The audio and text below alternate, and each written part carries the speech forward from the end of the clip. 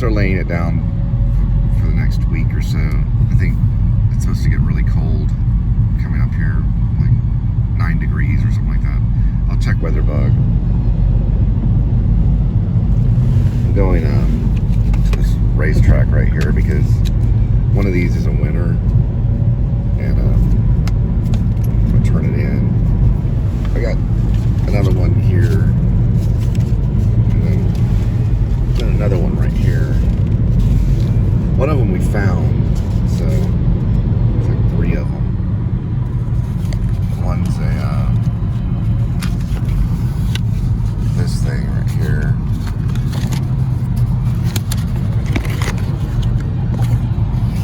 The Break the Bank, the Lucky 10 hash. And I think this is the one that was found. Right here. Power 5. Or I'm sorry, Power 50X.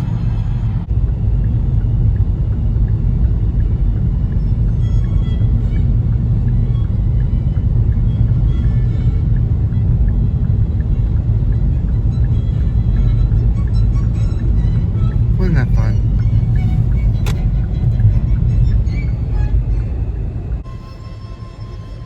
So that's Bertha in action.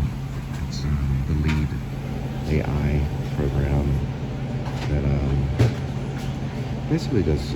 It's kind of like self-checkout, only it just recognizes the item and then rings it up. If it We have a winner. scan, I can't give you cash for it.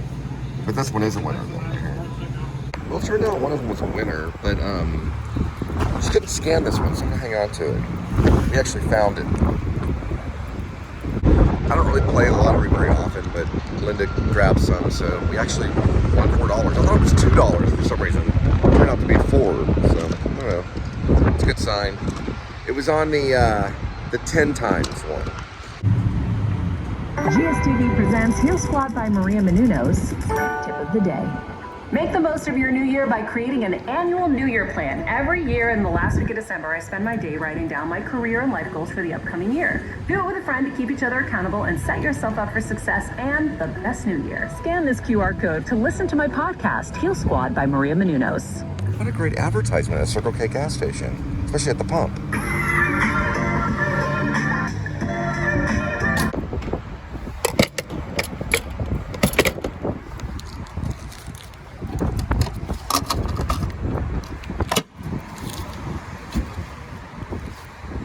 Very strange because it didn't scan, and it's at the bottom left. It's where you scratch it. Sometimes it's the bottom right or the bottom left here.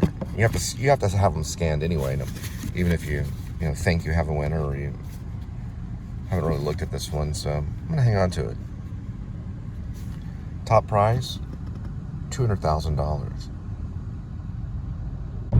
Alright, so this sign says watch for road crews, ice prevention operations ahead. So they do some of that stuff down here. You can kind of see it on the road right now. It's a chemical they lay down. It basically prevents the ice from gathering. So there's many moments where Kitty will come to the door, of course on the other side, and he'll scratch. And I think many people that have pets understand this predicament that you're put in, and your choice is to get up and back and back and back to the bed and back and back and back and back. Watch this, there he is.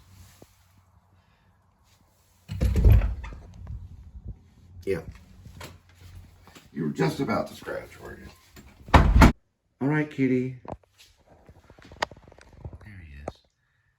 Well, gotta pick up Linda. So enjoy your Whale Shark Tunnel.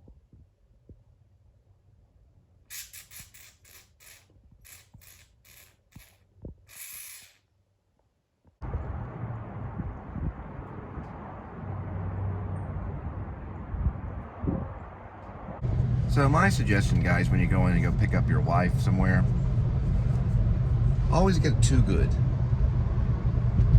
It's got 3 grams of sugar, 10 grams of protein. Gives you that extra energy you need, you know. go it there and pick her up and then take her back wherever, she's going shopping, or maybe she had to go to work or something, or maybe you had to go get her or something. I think they're too good. They're pretty good. I think they're pretty good. 3 grams of sugar, 10 grams of non-fat milk protein. It's a pretty good one. Look at that cloud. My goodness. It's kind of sitting up there like a balloon or something. The string. Yeah. So I got to work on the Katharine Hepburn script.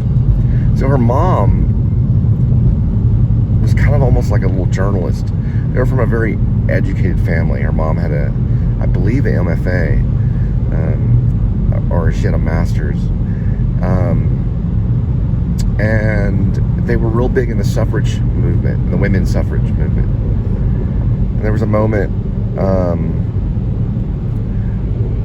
they had this, it was like there was a hen house in Connecticut. It was in a tenement building right next to a police station. And there was a rumor that I guess a baby was unattended or something and drowned in a toilet. So her mom got a journalist or a photographer to go in there and take a photo of the open toilet. Of course, it was just an empty toilet, I'm sure. And it made headlines in the local paper.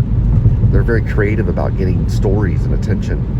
And this must have sank right into Katharine Hepburn's mind, because she became one of the most iconic movie stars of all time, other than maybe Audrey Hepburn or Marilyn Monroe.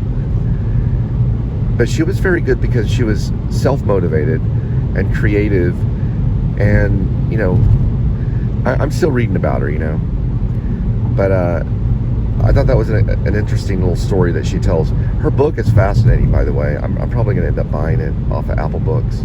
It's called Me. I believe the title is Me, Stories of My Life, Katharine Hepburn. So Me, and then stories, plural, stories of my life. I don't know exactly. I'm coming to terms on exactly when she wrote it, or if she had been jotting it down for quite a bit of time. Those are some things that I'll probably have to get some inside news on, like when it went into effect. But in my screenplay, it officially goes into effect when she's older, and she's already had like the hip replacement, because she mentions it in the book. So it's almost as if she's older and she's decided to write the book about her entire life. It's a really great idea, but the way Katharine Hepburn did it was very creative and far better than most biographies that anyone ever attempts, especially on actors' ends. It's for sure not boring at all. It is a roller coaster of a ride. But I'm taking my time with it, I'm reading little segments, going, okay, let's analyze this, little moment and see what we got, things like that. And then I start to jot down on what it could look like in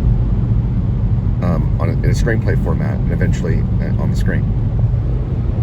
And I'm self-didactic when it comes to screenplay.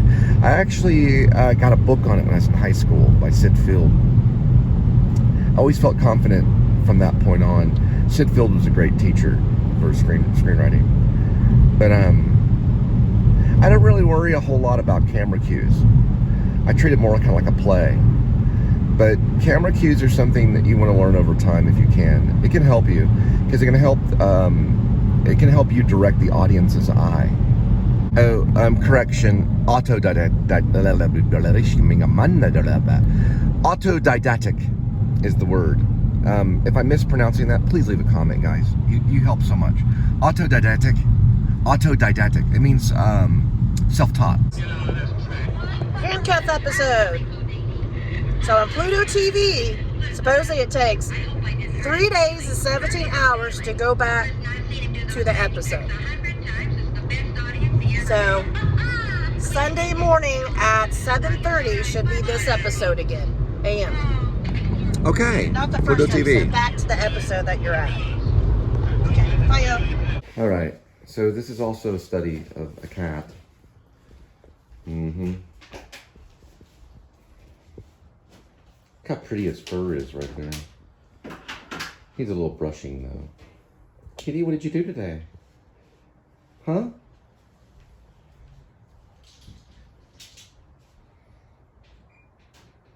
Well, don't get up or anything. Look at that kitty.